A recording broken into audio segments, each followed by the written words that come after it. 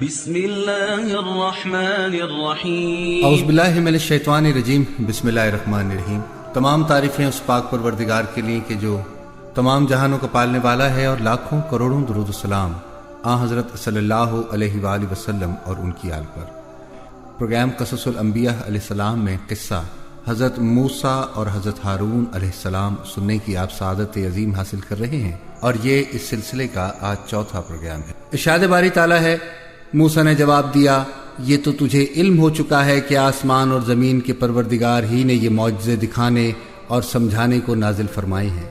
اے فرعون، میں تو سمجھ رہا ہوں کہ تو تباہ و برباد اور ہلاک کیا گیا ہے۔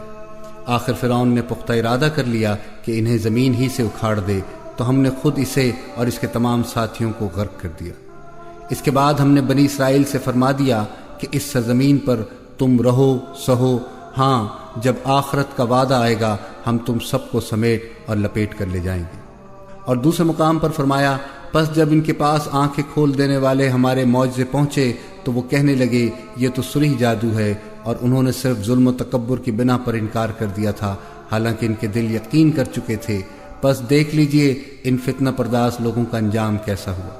اس نے جو کہا تھا اور میں تمہیں بھلائی کی راہ بتلا رہا ہوں، تو یہ بھی جھوٹ تھا۔ وہ خود ہدایت پر نہیں تھا، بلکہ حماقت، ضلالت اور تہمات میں گھرا ہوا تھا۔ پہلے وہ بتوں کا پجاری تھا، پھر اپنی گمراہ اور جاہل قوم کو بلایا تو اس نے بھی اس کے کفر و کذب کی تصدیق کرتے ہوئے اس کی پیروی کی اور اسے رب مان لیا، جیسا کہ ارشاد باری تعالیٰ ہے۔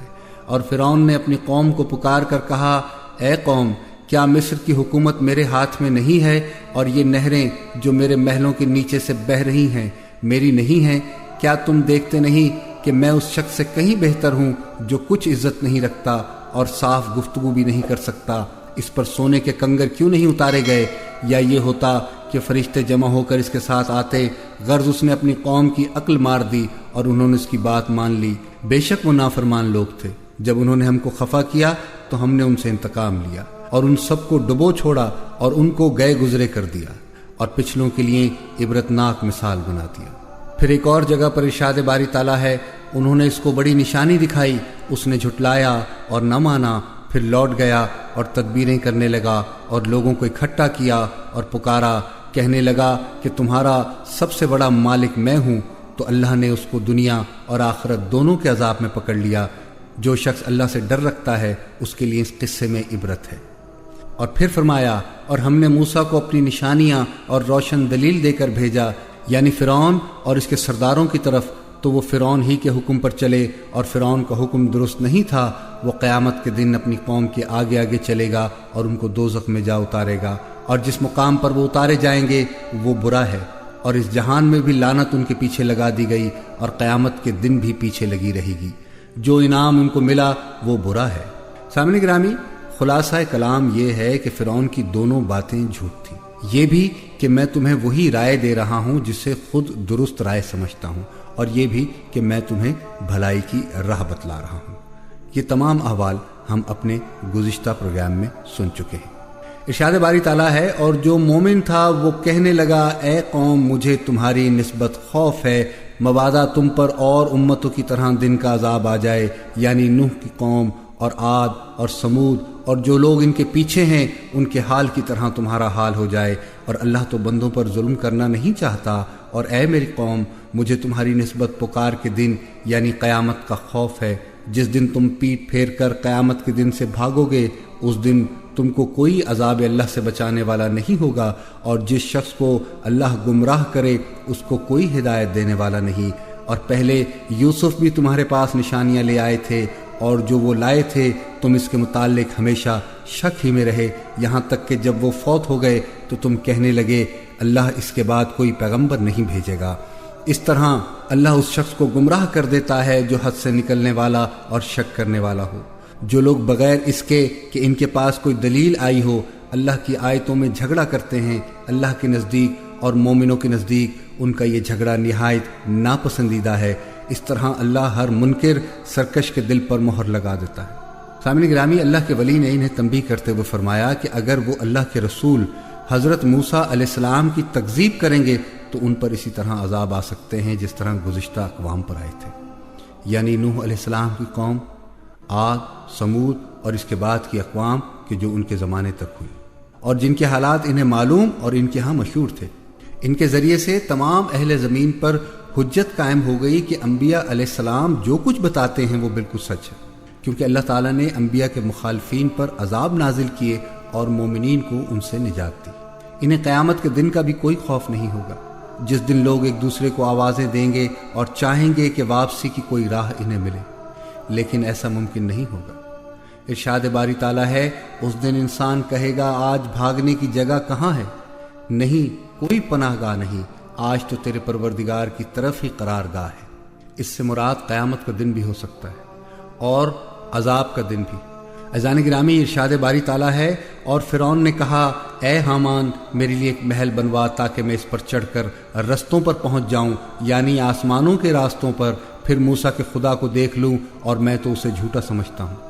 اور اسی طرح فرعون کو اس کے اعمال بد اچھے معلوم ہوتے تھے، اسے راستے میں روک دیا گیا، اور فرعون کی تدبیر تو بیکار تھی۔ فرعون نے حضرت موسیٰ علیہ السلام کی دعوت رسالت کو تسلیم نہیں کیا اور خود بہت بڑا جھوٹ بولتے ہوئے کہا میں تمہارا اپنے سوا کسی کو معبود نہیں مانتا، سو اے حامان میرے لیے مٹی کی اینٹیں آگ سے پکا دو، پھر ایک اونچا محل بنوا دو تاکہ میں موسیٰ کے خدا کی طرف چڑھ جاؤں، اور میں اسے جھوٹا سمجھتا ہوں۔ اور سورہ مومن میں ارشاد باری تعالیٰ ہے، شاید میں آسمان کے جو دروازے ہیں ان دروازوں تک پہنچ جاؤں اور موسیٰ کے معبود کو جھانک لوں، اور بے شک میں سمجھتا ہوں کہ وہ جھوٹا ہے۔ تو اس جملے کے دو معنی ممکن ہیں، ایک یہ کہ میں موسیٰ کی اس بات کو جھوٹ سمجھتا ہوں کہ میرے سوائے بھی جہان کا کوئی رب ہے، اور دوسرا یہ کہ میں موسیٰ کی اس بات کو جھوٹ سمجھتا ہوں کہ اسے اللہ نے بھیجا ہے۔ فرعون کے حالات اور خالق کے انکار سے پہلے معنی کی مناسبت زیادہ ہے، اور الفاظ سے دوسرے معنی کی مناسبت زیادہ ہے، کیونکہ اس نے کہا تھا کہ میں موسیٰ کے معبود کو جھانک لوں اور اس سے پوچھ لوں کیا اس نے موسیٰ کو بھیجا ہے۔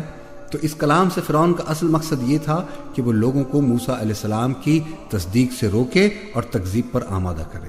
اللہ تعالیٰ فرماتا ہے، اس طرح فرعون کی بدکاریاں اسے بھلی دکھائی گئیں اور اسے راہ سے روک دیا گیا، اور فرعون کی ہر ہیلہ سازی تباہ کن ثابت ہوئی، یعنی اسے اس کا مقصود ذرا بھی حاصل نہ ہو سکا، کیونکہ انسان کے لیے تو پہلے آسمان تک پہنچنا بھی کسی طرح ممکن نہیں، بعد والے آسمانوں کا تو کیا ذکر، اور اس کے اوپر کی بلندیاں تو اللہ کے سوا کوئی نہیں جانتا۔ مفسرین کہتے ہیں کہ حامان نے جو یہ محل بنوایا تھا وہ اتنا بلند تھا کہ اس سے پہلے اتنی بلند کوئی عمارت نہیں بنی تھی، اور وہ آگ میں پکی ہوئی اینٹوں سے بنا تھا، کیونکہ فرعون نے کہا تھا اے حامان تو میرے لیے مٹی کو آگ سے پکوا، پھر میرے لیے ایک محل تعمیر کر۔ اس جگہ پر ہم دوبارہ مرد مومن کے واعظ و نصیحت اور دلائل کا مطالعہ کرتے ہیں۔ اللہ تعالیٰ نے فرمایا، اور وہ شخص جو مومن تھا اس نے کہا کہ بھائیو میرے پیچھے چلو، میں تمہاری بھلائی کا راستہ دکھاؤں۔ بھائیو یہ دنیا کی زندگی چند روزہ فائدہ اٹھانے کی زندگی ہے، اور جو آخرت ہے وہی ہمیشہ رہنے کا گھر ہے، اور جو برے کام کرے گا اس کو بدلہ بھی ویسا ہی ملے گا، اور جو نیک کام کرے گا مرد ہو یا عورت اور وہ صاحب ایمان بھی ہوگا تو ایسے ہی لوگ بہشت میں داخل ہوں گے، وہاں ان کو بے شمار رزق ملے گا۔ اس تقریر میں مومن لوگوں کو راہ حق کی نشاندہی کر رہا ہے، یعنی انہیں چاہیے کہ اللہ کے نبی حضرت موسیٰ علیہ السلام کا اتباع کریں اور اس فانی دنیا سے محبت نہ رکھیں، بلکہ اللہ تعالیٰ سے ثواب حاصل کریں جو کسی کا عمل ضائع نہیں کرتا۔ ہر چیز کا اختیار اس کے ہاتھ میں ہے، جو تھوڑے عمل پر بہت زیادہ انعام دیتا ہے اور گناہ کی سزا اس سے زیادہ نہیں دیتا۔ اس نے بتایا کہ آخرت ہمیشہ رہنے کی جگہ ہے، جو شخص نیک اعمال کر کے وہاں پہنچے گا اسے بلند درجات حاصل ہوں گے، جہاں اونچے محلات، اعلیٰ ترین نعمتیں، انواع و اقسام کی غذائیں اور ہر قسم کی بیش از بیش آسائشیں ہوں گی۔ اور پھر اس نے ان کے غلط عقائد کی تردید کر کے انہیں ان کے خوفناک انجام سے ڈراتے ہوئے کہا، اور اے قوم میرا کیا حال ہے کہ میں تو تم کو نجات کی طرف بلاتا ہوں اور تم مجھے دوزخ کی آگ کی طرف بلاتے ہو۔ تم مجھے اس لیے بلاتے ہو کہ اللہ کے ساتھ کفر کروں اور اس چیز کو اس کا شریک ٹھہراؤں کہ جس کا مجھے بھی علم نہیں، اور میں تم کو الہ غالب اور بخشنے والے کی طرف بلاتا ہوں، اور سچ تو یہ ہے کہ جن کی طرف تم مجھے بلاتے ہو وہ دنیا اور آخرت میں پکارے جانے کے قابل نہیں، اور ہم کو اللہ کی طرف لوٹنا ہے، اور حد سے نکل جانے والے دوستی ہیں۔ جو بات میں تم سے کہتا ہوں تم اسے آگے چل کر یاد کرو گے، اور میں اپنا کام اللہ کے سپرد کرتا ہوں، بے شک اللہ بندوں کو دیکھنے والا ہے۔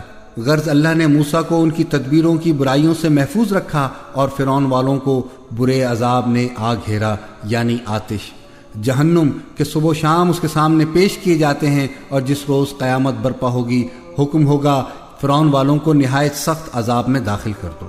وہ انہیں اس اللہ کی عبادت کی دعوت دے رہا تھا جو آسمان اور زمین کا مالک ہے اور جس کی شان کن فیکون ہے، اور وہ لوگ اسے فرعون کی عبادت کی طرف بلاتے تھے جو جاہل، گمراہ اور ملون تھا۔ اس لیے اس نے ان کی تردید کرتے ہوئے کہا کہ اے میری قوم، یہ کیا بات ہے کہ میں تمہیں نجات کی طرف بلا رہا ہوں اور تم مجھے دوزخ کی طرف بلا رہے ہو؟ تم مجھے یہ دعوت دے رہے ہو کہ میں اللہ کے ساتھ کفر کروں اور اس کے ساتھ شرک کروں جس کا مجھے کوئی علم نہیں، اور میں تمہیں غالب بخشنے والے معبود کی طرف دعوت دے رہا ہوں۔ پھر اس نے واضح کیا کہ وہ اللہ کے سوا جن معبودان باطلا کو پوچھتے ہیں ان کے ہاتھوں میں نفع نقصان کا کوئی اختیار نہیں، اس لیے ان کا عقیدہ سراسر باطل ہے۔ اس نے کہا یہ یقینی امر ہے کہ تم مجھے جن کی طرف دعوت دے رہے ہو وہ نہ تو دنیا میں پکارے جانے کے قابل ہیں نہ آخرت میں، اور ہم سب کا لوٹنا اللہ کی طرف ہے، اور عہد سے گزر جانے والے ہی یقیناً اہل دوزخ ہیں، یعنی جن کو اس دنیا میں کوئی اختیار اور تصرف کی طاقت حاصل نہیں، انہیں قیامت کو کیا اختیار حاصل ہوگا؟ ان کے برعکس اللہ تعالیٰ نیکوں اور بدوں سب کا خالق اور رازق ہے۔ اسی نے بندوں کو زندگی دی ہے، پھر موت دے گا، پھر دوبارہ زندگی کر کے اطاعت گزاروں کو جنت اور نافرمانوں کو جہنم میں داخل کرا دے گا۔ پھر اس نے انہیں مخالفت پر قائم رکھنے کی صورت میں حاصل ہونے والے انجام بد سے خبردار کرتے ہوئے کہا پس آگے چل کر تم میری باتوں کو یاد کرو گے، میں اپنا معاملہ اللہ کے سپرد کرتا ہوں، یقیناً اللہ تعالیٰ بندوں کا نگران ہے، لہٰذا اسے اللہ تعالیٰ نے تمام بدیوں سے محفوظ رکھا جو انہوں نے سوچ رکھی تھی، یعنی ان کی تردید کی وجہ سے وہ اس عذاب سے بچ گیا جو انہیں کفر و عناد اور گمراہ کن عقائد و خیالات کی وجہ سے برداشت کرنا پڑے تھے۔ سامعین گرامی، ارشاد باری تعالیٰ ہے اور فرعون والوں کو بری طرح کے عذاب نے آ گھیرا۔ آگ ہے جس کے سامنے یہ ہر صبح و شام لائے جاتے ہیں، یعنی برزخ میں ان کی روحوں کو صبح و شام جہنم کا عذاب ہوتا ہے، اور جس دن قیامت قائم ہوگی فرمان ہوگا فرعونیوں کو سخت ترین عذاب میں ڈالو۔ تو اس آیت سے عذاب قبر کا ثبوت ملتا ہے۔ خلاصہ کلام یہ ہے کہ اللہ تعالیٰ نے انہیں تباہ کرنے سے پہلے اتمام حجت کر دیا، اپنا رسول ان کی طرف بھیجا، ان کے شبہات کا ازالہ کیا اور ترغیب اور ترہیب کے ذریعے سے دلائل واضح کر دیے، جیسے ارشاد ہے اور ہم نے فرعون کو قحطوں اور پھلوں کے نقصان میں پکڑا تاکہ وہ نصیحت حاصل کرے، پھر جب ان کو آسائش حاصل ہوتی تو وہ کہتے کہ ہم اس کے مستحق ہیں، اور اگر سختی پہنچتی تو موسیٰ اور ان کے رفیقوں کی بدشگونی بتاتے۔ دیکھو ان کی بدشگونیاں اللہ کے ہاں مقدر ہیں، لیکن ان میں سے اکثر نہیں جانتے، اور کہنے لگے تم ہمارے پاس خواہ کوئی بھی نشانی لاؤ تاکہ اس سے ہم پر جادو کرو، مگر ہم تم پر ایمان لانے والے نہیں ہیں۔ سو ہم نے ان پر طوفانوں اور ٹڈیاں اور جوئیں اور مینڈک اور خون کتنی کھلی نشانیاں بھیجی، مگر وہ تکبر ہی کرتے رہے اور وہ لوگ تھے ہی گناہ گار۔ ان آیات مبارکہ میں اللہ تعالیٰ نے بیان فرمایا ہے کہ اس نے فرعون کی قوم کو طرح طرح کی آزمائشوں میں ڈالا، انہیں قحط سالی میں مبتلا کیا جب نہ کھیتی باڑی ہو سکتی تھی، نہ دودھ دینے والے جانوروں سے فائدہ حاصل کیا جا سکتا تھا، درختوں پر پھل کم ہو گئے۔ یہ سب کچھ اس لیے تھا تاکہ وہ نصیحت قبول کریں، لیکن وہ باز نہ آئے بلکہ کفر و عناد اور سرکشی پر قائم رہے۔ لہٰذا جب ان پر خوشحالی آ جاتی، زمین پیداوار دینے لگتی اور دوسری نعمتیں حاصل ہوتی تو کہتے یہ تو ہمارے لیے ہی ہونا چاہیے، یعنی یہ ہمارا حق ہے، ہمیں ایسی نعمتیں ملنی ہی چاہیے۔ اور اگر ان کو کوئی بدحالی پیش آتی تو موسیٰ اور ان کے ساتھیوں کی نحوست بتاتے، نعمت کو تو ان کی برکت اور نیکی کا نتیجہ قرار نہیں دیتے تھے، لیکن مصیبت آتی تو کہتے کہ ان کی نحوست کی وجہ سے آئی ہے۔ تو یہ ان کے دلوں میں تکبر تھا کہ جس کی وجہ سے وہ حق سے متنفر تھے، مصیبت کو حق سے منسوب کرتے اور نعمت کو اپنا حق قرار دیتے۔ اللہ تعالیٰ نے فرمایا ان کی نحوست اللہ کے پاس ہے، یعنی اللہ تعالیٰ انہیں پوری سزا دے گا، لیکن ان کے اکثر لوگ نہیں جانتے۔ اور وہ یوں کہتے تھے تم کیسی ہی بات یعنی نشانی ہمارے سامنے لاؤ کہ اس کے ذریعے سے ہم پر جادو چلاؤ، پھر بھی ہم تمہاری بات ہرگز نہیں مانیں گے۔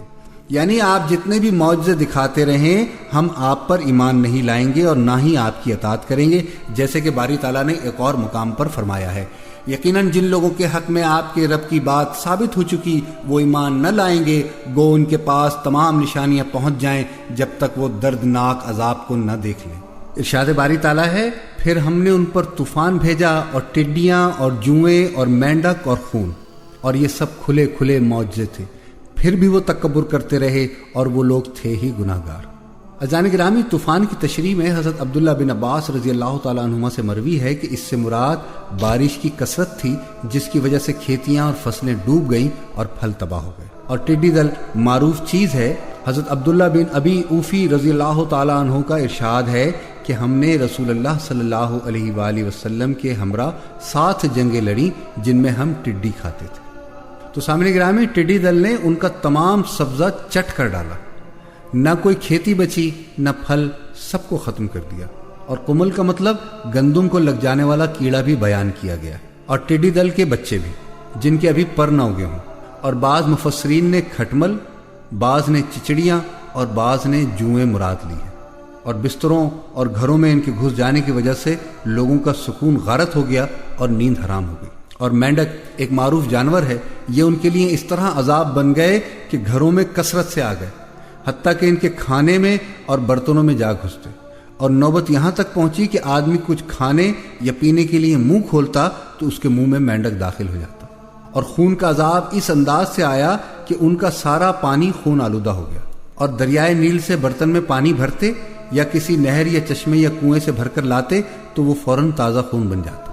یہ وہ عذاب تھے سامنے گرامی جو صرف فرعون کی قوم پر آئے ہیں، بنی اسرائیل اس سے مکمل طور پر محفوظ رہے۔ اس لحاظ سے بھی یہ معجزے 2 ٹوک دلیل تھے کہ یہ سب کچھ حضرت موسیٰ علیہ السلام کے ہاتھوں ظاہر ہو رہا تھا اور قوم فرعون کے ہر فرد کو متاثر کرتا تھا، جبکہ بنی اسرائیل کا کوئی فرد اس سے متاثر نہیں ہوتا تھا۔ تو اس سے زیادہ پختہ ترین دلیل اور کیا ہو سکتی تھی؟ جادوگروں کا حضرت موسیٰ علیہ السلام پر ایمان لے آنا فرعون کی زبردست شکست کے مترادف تھا، لیکن اس کے باوجود وہ کفر اور سرکشی کی راہ پر گامزن رہا۔ چنانچہ اللہ تعالیٰ نے اپنی قدرت کی نشانیاں پے در پے عذابوں کی صورت میں ظاہر کرنا شروع کر دی۔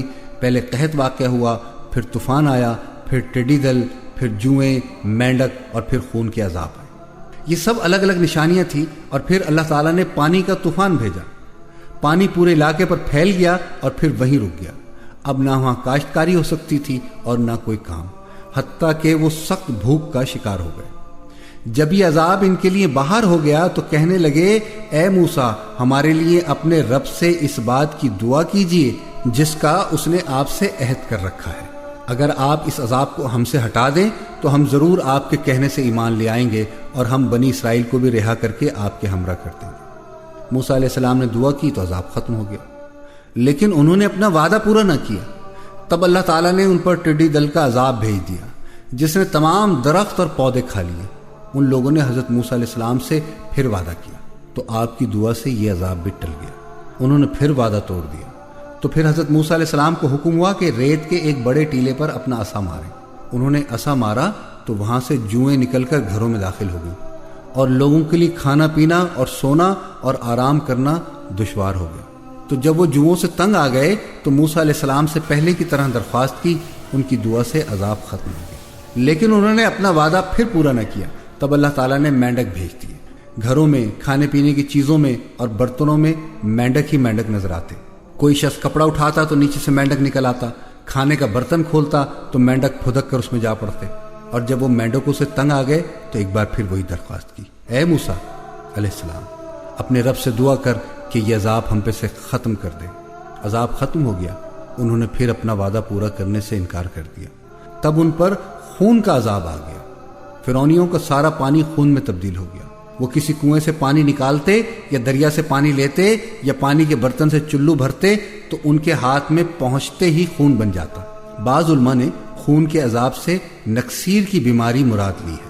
ارشاد باری تعالیٰ ہے، جب ان پر کوئی عذاب واقع ہوتا تو کہتے اے موسیٰ ہمارے لیے اپنے رب سے اس بات کی دعا کیجیے جس کا اس نے آپ سے عہد کر رکھا ہے، اگر آپ اس عذاب کو ہم سے ہٹا دیں تو ہم ضرور آپ کے کہنے سے ایمان لے آئیں گے اور ہم بنی اسرائیل کو بھی رہا کر کے آپ کے ہمراہ کر دیں گے۔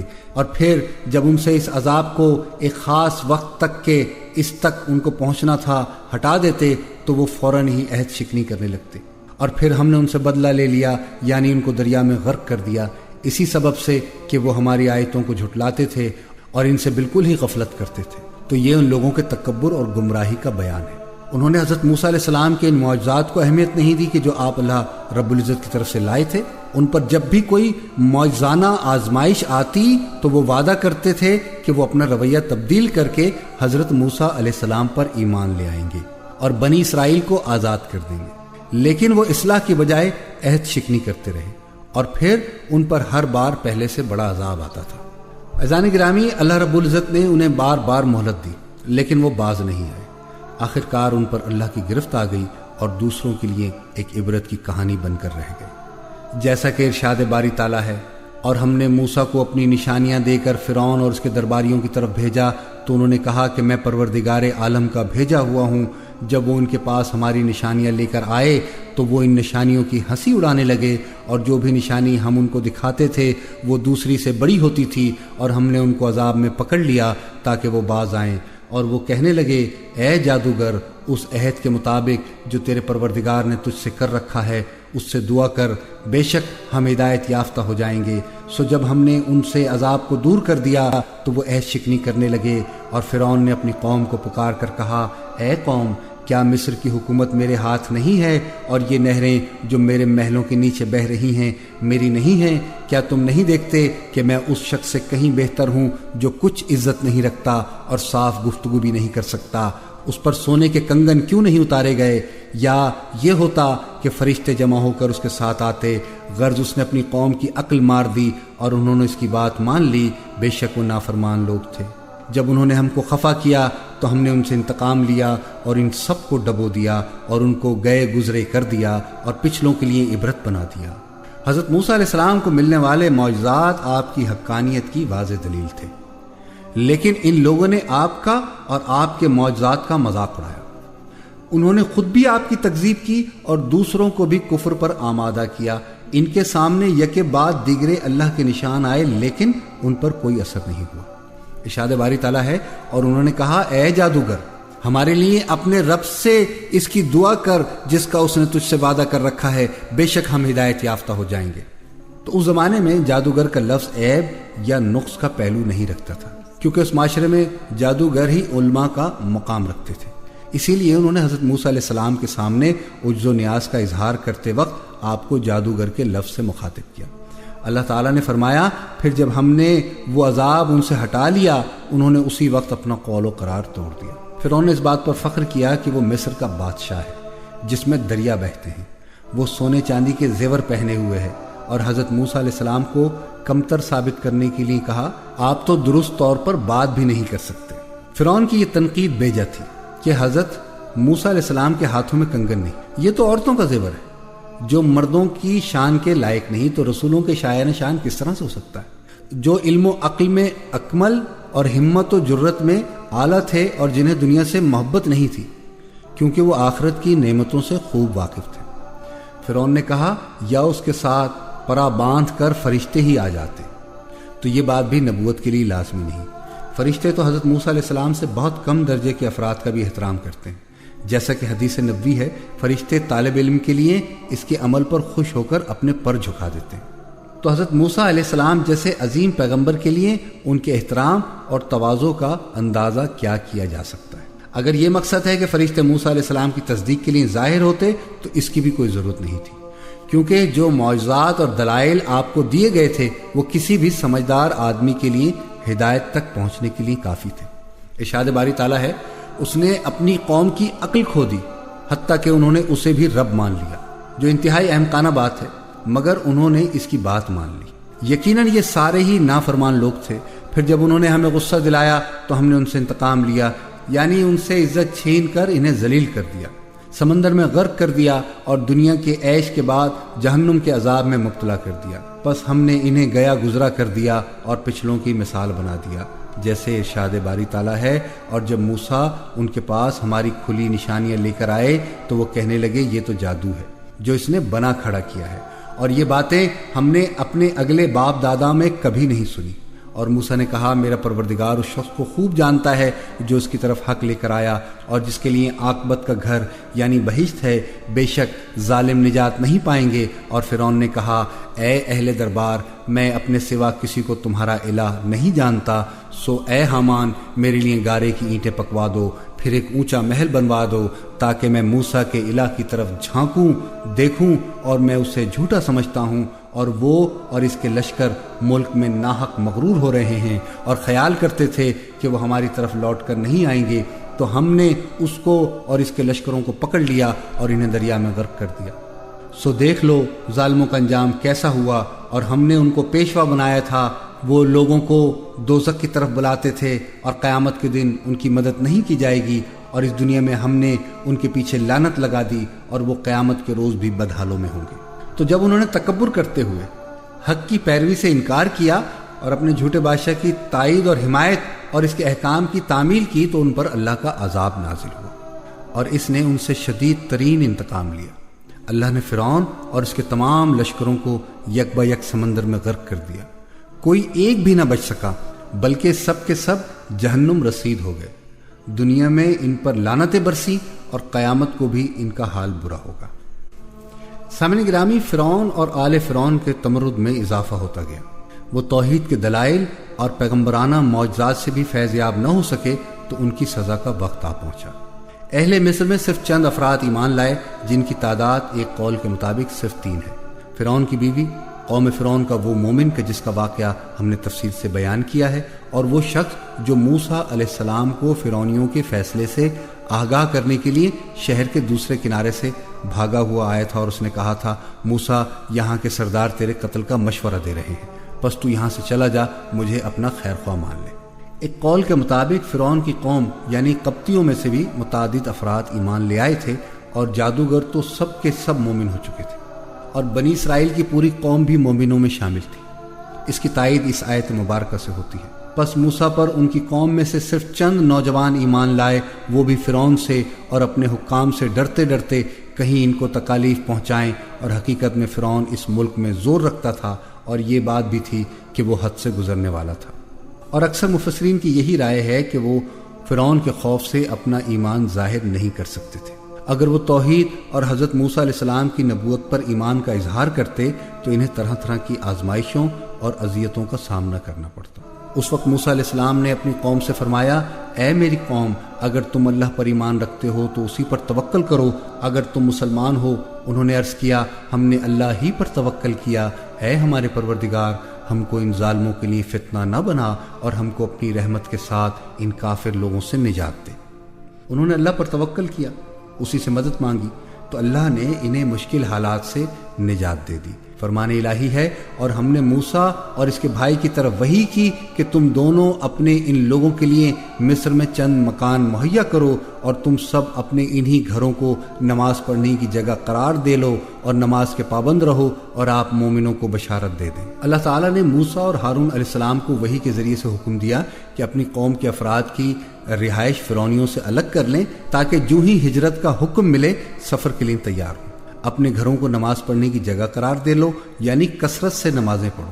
یہ ان مصائب اور مشکلات سے نجات کے لیے اللہ سے مدد مانگنے کا طریقہ بھی تھا، جیسے اللہ کا ارشاد ہے صبر اور نماز کے ساتھ مدد طلب کرو۔ رسول اللہ صلی اللہ علیہ وآلہ وسلم کو جب کوئی پریشانی پیش آتی تو آپ نماز میں مشغول ہو جاتے تھے۔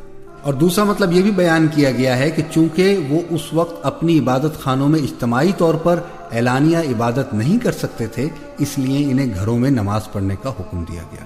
حضرت موسیٰ علیہ السلام نے فرعون اور اس کی حد سے بڑھتی ہوئی سرکشی دیکھی تو اپنے رب سے یوں دعا کی اے ہمارے پروردگار، تو نے فرعون کو اور اس کے سرداروں کو سامان زینت اور طرح طرح کے مال دنیاوی زندگی میں دیے ہیں۔ اے ہمارے رب، کیا اس واسطے دیے ہیں کہ وہ تیری راہ سے گمراہ کر دیں؟ اے ہمارے رب، ان کے مالوں کو نیست و نابود کر دے اور ان کے دلوں کو سخت کر دے، سو یہ ایمان نہ لانے پائیں گے یہاں تک کہ دردناک عذاب دیکھ لیں۔ حق تعالیٰ نے فرمایا تم دونوں کی دعا قبول کر لی گئی، سو تم ثابت قدم رہو اور ان لوگوں کی راہ نہ چلنا جن کو علم نہیں۔ اذان گرامی، یہ ایک عظیم دعا ہے جو حضرت موسیٰ علیہ السلام نے اللہ کے دشمن فرعون کے خلاف کی۔ آپ کو اللہ کی محبت کی بنا پر فرعون پر غصہ تھا، کیونکہ اس نے تکبر کرتے ہوئے حق کو قبول کرنے سے انکار کر دیا تھا، اللہ کی راہ سے روکا، شرک اور تکبر کا راستہ اختیار کیا، حسی اور مانوی طور پر واضح ہو جانے والے حق اور دو ٹوک دلائل کو قبول کرنے سے انکار کیا۔ اس لیے موسیٰ علیہ السلام نے فرمایا، اے ہمارے رب، تو نے فرعون کو اور اس کے سرداروں کو، یعنی اس کے قوم کے قبطیوں کو، ان کے ہم مذہبوں کو سامان زینت اور طرح طرح کے مال دنیاوی زندگی میں دیے ہیں۔ اے ہمارے رب، کیا اس واسطے دیے ہیں کہ وہ تیری راہ سے گمراہ کر رہے ہیں، یعنی دنیا کو اہمیت دینے والے اس سے دھوکہ کھا جاتے ہیں۔ ایسے جاہل ان کی دنیاوی شان دیکھ کر انہیں حق پر سمجھ لیتے ہیں، لیکن یہ مال، یہ فاخرانہ لباس، یہ خوبصورت سواریاں، یہ شاندار محلات، یہ لذیذ کھانے، دل خوش کن مناظر، یہ شاہانہ جاہ و جلال، سب کا سب دنیاوی عظمت ہے، دینی نہیں۔ اے ہمارے رب، ان کے مالوں کو نیست و نابود کر دے۔ بعض علماء نے اس کا مطلب یہ بیان کیا ہے کہ ان کی چیزوں کو پتھروں میں تبدیل کر دے، جبکہ ان کی ظاہری شکل و صورت ویسی ہی رہے جیسے تھی، اور ان کے دلوں کو سخت کر دے، اور سو یہ ایمان نہ لا پائیں یہاں تک کہ دردناک عذاب کو دیکھ لیں۔ اللہ تعالیٰ نے یہ بد دعا قبول کر لی، جیسے حضرت نوح علیہ السلام کی بد دعا ان کی قوم کے بارے میں قبول فرمائی تھی، جب نوح علیہ السلام نے کہا تھا، اے میرے پالنے والے، تو روئے زمین پر کسی کافر کو رہنے سہنے والا نہ چھوڑ، اگر تو چھوڑے گا تو یقیناً یہ تیرے اور بندوں کو بھی گمراہ کریں گے، اور یہ فاجر اور ڈھیٹ کافروں ہی کو جنم دیں گے۔ حضرت موسیٰ علیہ السلام نے فرعون اور اس کے درباریوں کے خلاف بد دعا کی، اور حضرت ہارون علیہ السلام نے آمین کہی، لہٰذا وہ بھی دعا کرنے والے شمار ہوئے۔ اسی لیے اللہ تعالیٰ نے حضرت موسیٰ سے فرمایا، تم دونوں کی دعا قبول کر لی گئی، سو تم ثابت قدم رہو اور ان لوگوں کی راہ نہ چلنا جن کو علم نہیں۔ مفسرین اور اہل کتاب کہتے ہیں کہ بنی اسرائیل نے فرعون سے اپنی ایک عید منانے کے لیے شہر سے باہر نکلنے کی اجازت مانگی۔ وہ پسند تو نہیں کرتا تھا، تاہم اس نے اجازت دے دی۔ چنانچہ انہوں نے نکلنے کی تیاری کی تو وہ اصل میں مصر سے ہمیشہ کے لیے چلے جانے کی تیاری تھی۔ یہ پروگرام ہجرت کے لیے بنایا گیا تھا۔ بائبل میں مذکور ہے کہ بنی اسرائیل نے اللہ کے حکم کے مطابق مصریوں سے سونے چاندی کے زیورات مانگے اور انہوں نے دے دیے۔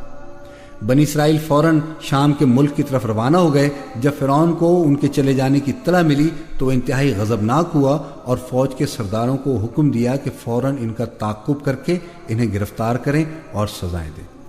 ارشاد باری تعالیٰ ہے، اور ہم نے موسیٰ کی طرف وہی بھیجی کہ ہمارے بندوں کو رات کو نکالو کہ فرعونیوں کی طرف سے تمہارا تعقب کیا جائے گا۔ لہٰذا فرعون نے شہروں میں نقیب روانہ کیے اور کہا کہ یہ لوگ تھوڑی سی جماعت ہے اور یہ ہمیں غصہ دلا رہے ہیں، اور ہم باساز و سامان ہیں، اور ہم نے ان کو باغوں اور چشموں سے نکالا اور خزانوں اور نفیس مکانات سے، ان کے ساتھ ہم نے اس طرح کیا اور ان چیزوں کا وارث بنی اسرائیل کو کر دیا۔